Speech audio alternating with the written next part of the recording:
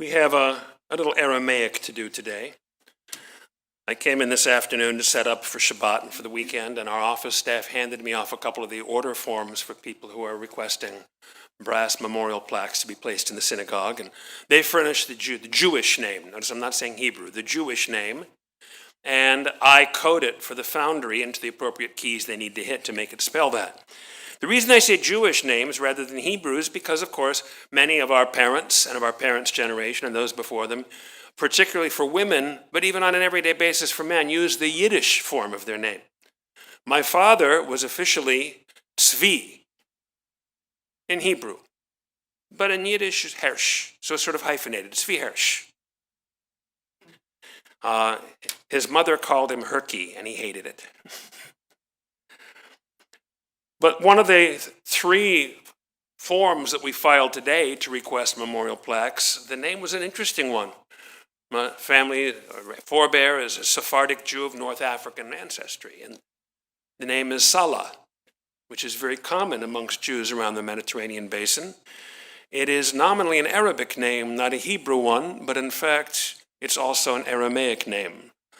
Salah is an Arabic and Aramaic word for prayer. We know that one from Kaddish. Utzlot hon, uvoyot hon. Those prayers and wishes that we express. So Aramaic, that's our school of the day. We're now speaking in Aramaic from now forth. Everyone with me? You willing to join the Society for Spoken Aramaic? One of the things the rabbis ask in the Mishnah, and remember, by the time of the Mishnah 2,000 years ago, most Jews didn't know Hebrew anymore. Even in the land of Israel, most of us were using the everyday, the lingua franca, the Reichsaramäisch, as the fancy schmancy Bible scholars call it, the imperial Aramaic that was the common language throughout Southwest Asia from the Persian period onward. So much of the Mishnah and most of the Talmud is written not in Hebrew but in Aramaic. And my favorite question the rabbis ask, because of course rabbis always ask rhetorical questions. Why, everyone? Because they have brilliant answers waiting in the wings, that's right. One of the most compelling questions the rabbi asks, always rhetorically, is "My ka mashmalan." And there's our Aramaic phrase du jour. "My ka mashmalan." Say it with me. Pretty fitting, that's 4 words, much easier than Hebrew, right? It just sort of flows off the tongue. My kamash malan.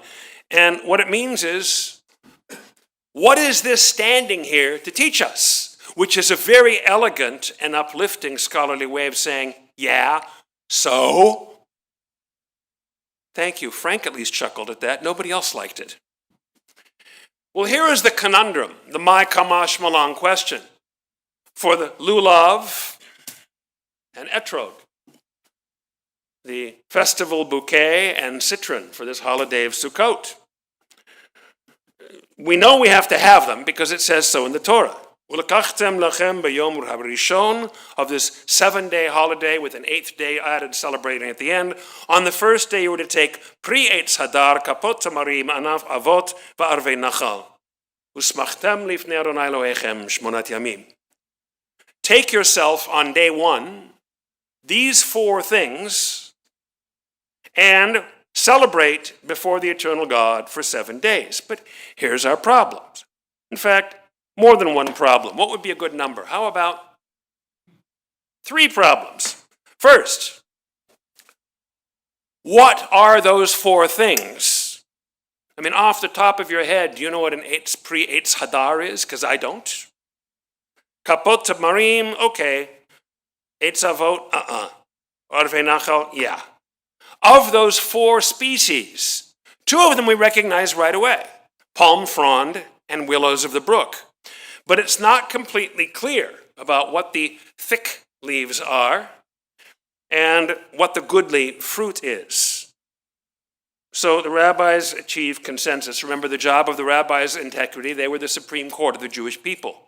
There are constitutional lawyers looking at the constitution of Torah and parsing it, and they came to consensus that the thick leaves are the myrtle, because look how thick those cluster of leaves grow together, and that the fruit of goodly trees is Citrus medica, the citron, which grows down from the stem but has what's referred to at the bottom for botanists in our midst as a persistent pistil, which I think would be a great name for a punk rock band.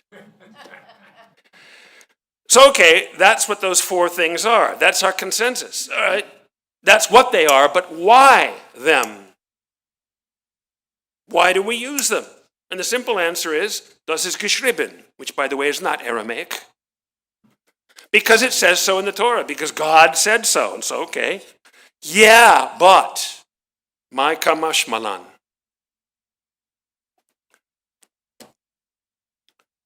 Why did God stipulate these four species for us to grab hold of on the first day of Sukkot and celebrate before the Lord God? Answer? Falling back on another language that is not Aramaic. Verves. Who knows? But of course, the fact that God said to, and we're going to do it, we're going to delve in and see if we can't find some meaning, the my kamashmalan part of your program. The rabbis in the Talmud suggest that if you look at these four species, the citron has a lovely fragrance, and once you leach out the bitterness, a fabulous taste. It is super lemon. You can't see the yellow S on its chest because the rest of the fruit is yellow. But it is super lemon. It has fragrance and taste. If you tasted the willow leaves, they have no fragrance, but they have a taste. You all know what willow tastes like. Aspirin. Aspirin is made of acetyl salicylic acid. Salix is Latin for willow. And fabulously ancient people in many traditional societies today still use willow bark tea as an analgesic. So we know that willow has a bitter taste, but it has no fragrance. The myrtles, on the other hand, have a fabulous fragrance, but they don't taste like anything, which is really sad. Show me your saddest face possible. Because if myrtle tasted as good as they smell, they would make the world's greatest spaghetti sauce. And the palm, frond, doesn't taste like anything, doesn't smell like anything. So the rabbi said, there's our metaphor. Fragrance, taste, both and neither. As a metaphor for what our Christian neighbors would call faith and works. What the rabbis call lamdanut utzedakah. Scholarship and learning, and worthy deeds helping other people. It's wonderful to have a brilliant scholar. It's wonderful to be an ignoramus that does kind and worthy deeds of tzedakah, but wouldn't it be nice to find a balance between the two? That's their metaphor, teaching of what it says to us when we unite them all in one mitzvah. And that's one thing, which is nice. Show me your, ooh, that was nice face. Yeah. But they also suggest in the Talmud that if you look at each of these things, the little leaves of the myrtle look like eyes looking at you. The eyes that look at the world and either see good and wonderful things or terrible, bitter, nasty things based on the temperament of the person who's doing the looking. The long, slender leaves of the willow look like lips. Lips that speak good and kindly words or nasty, insulting, hateful ones. The palm frond is long and straight like the spine that holds up the human body, that allows us to go places and do things, again, hateful or worthy.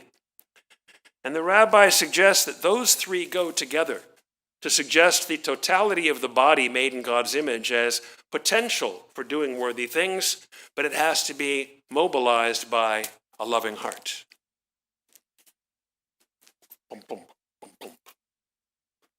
My body is flowing with etrog juice. It was Harvey discovered circulation. He didn't know that it was etrog juice. He thought it was blood. So that's nice, bringing them together. So you can all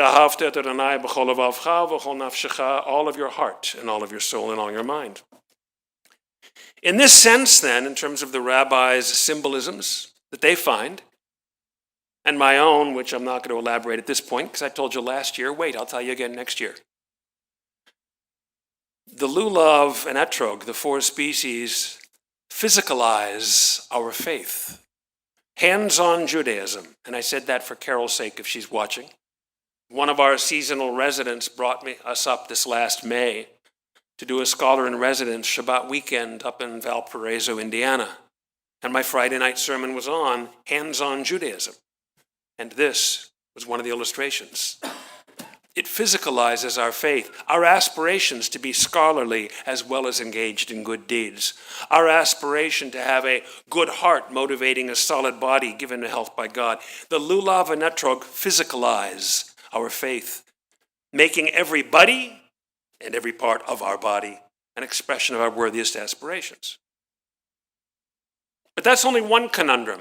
Why those four things? We can only speculate, and we came up with the idea of physicalizing our faith. But, okay, now that we have our four species identified, we're told celebrate with them. How?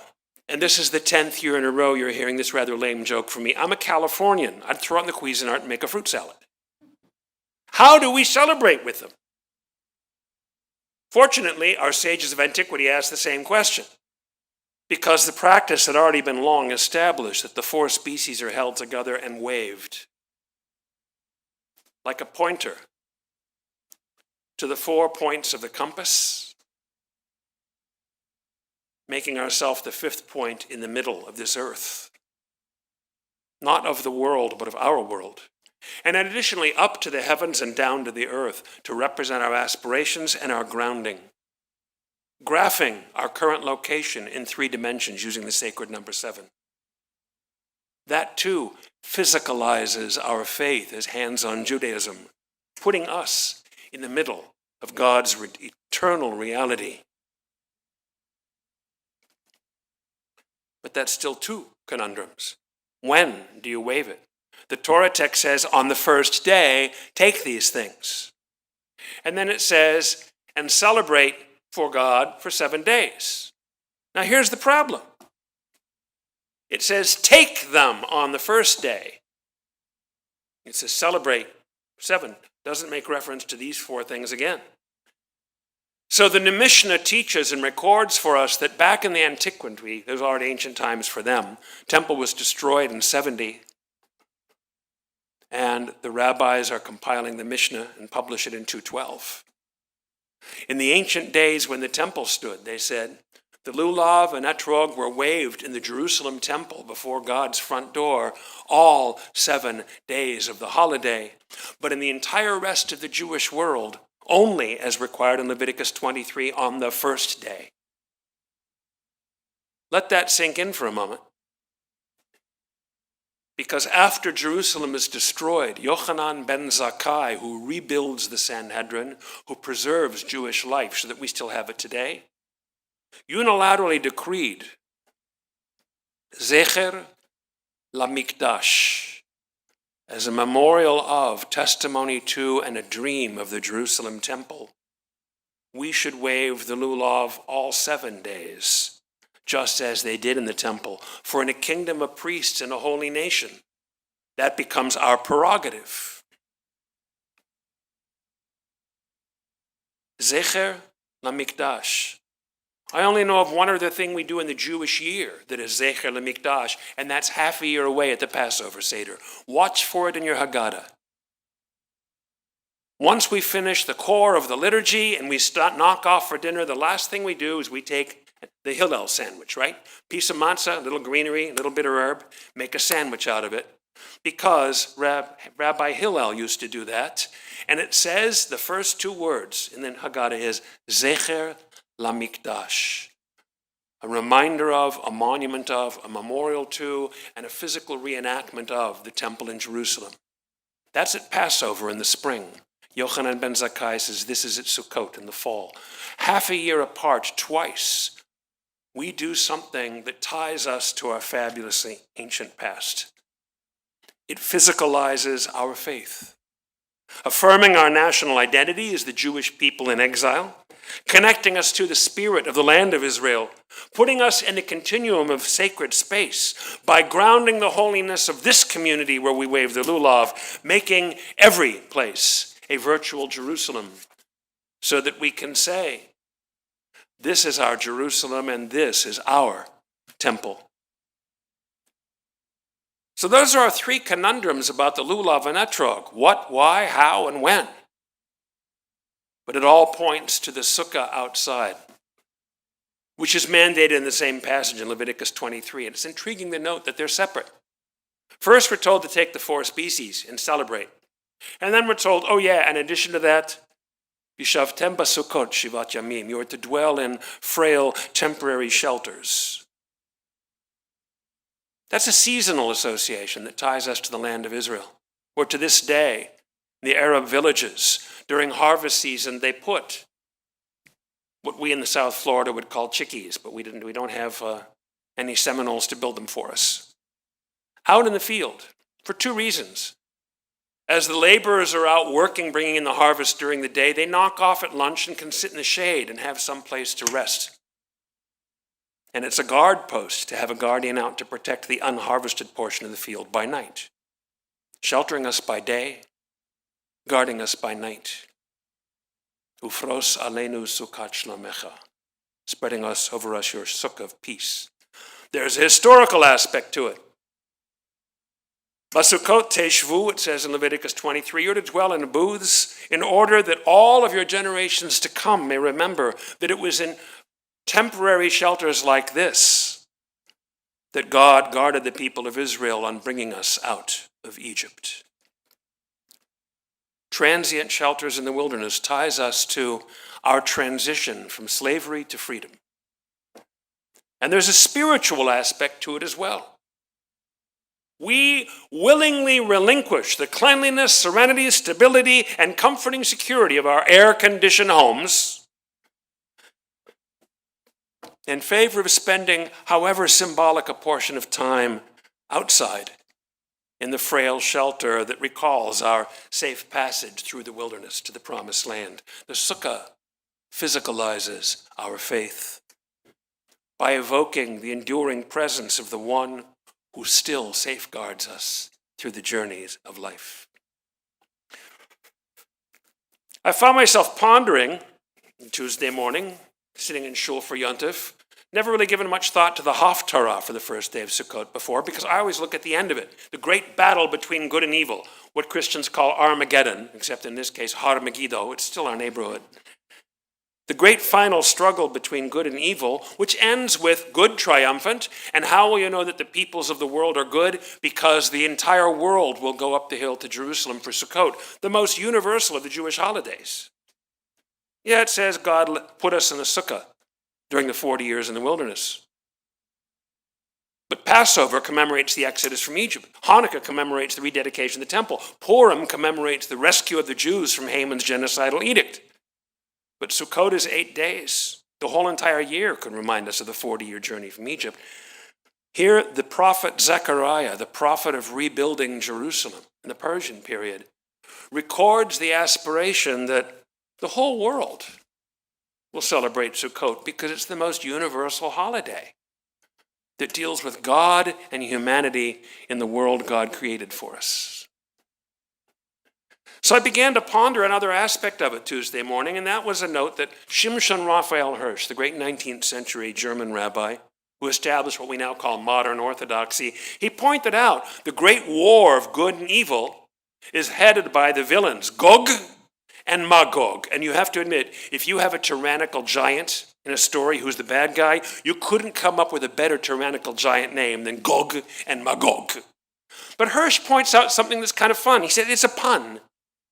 Gog, the Hebrew word Gog means a roof. We speak of bread on the table and a roof overhead, right? Gog is a roof. Gog and Magog, Rabbi Hirsch says, these guys are all about a secure, man-made structure. As long as you don't go beyond category 5, your roof will hold. A secure, man-made structure to shelter them. And he has this to say: the war of Gog and Magog is the battle of the roof against the sukkah. The fight of the roof illusion of human greatness, which never allows rest, against the sukkah truth of cheerful confidence and serenity, which comes of placing one's trust in God's enduring presence. Last week, on the solemn fast day of Yom Kippur, we appealed to our covenant partner for chen v'chesed v'rachamim, grace and compassion. Tonight, on our jubilant feast day of Sukkot, let us per Rabbi Hirsch, place our trust in God's enduring presence as we prepare in a few minutes at the conclusion of our service to go out together to the fragility of our sukkah, to make kiddush there and have a bite there. We're going to take our challah with us. Leo, can I task you with that one? No, Frank, you're my ritual chair. Tag, you're it. You'll bring the challah when we go out. Last week was a solemn fast. This week is a jubilant feast. We will go out to the fragility of our sukkah to rejoice that our equally frail bodies house an enduring eternal spirit dedicated to the glory of and service to Adon Olam, the sovereign of the universe, who made all things and brought us out of Egypt to be servants, a kingdom of priests, and a holy nation. Shabbat Shalom, and not at all incidentally, Hag Sameach.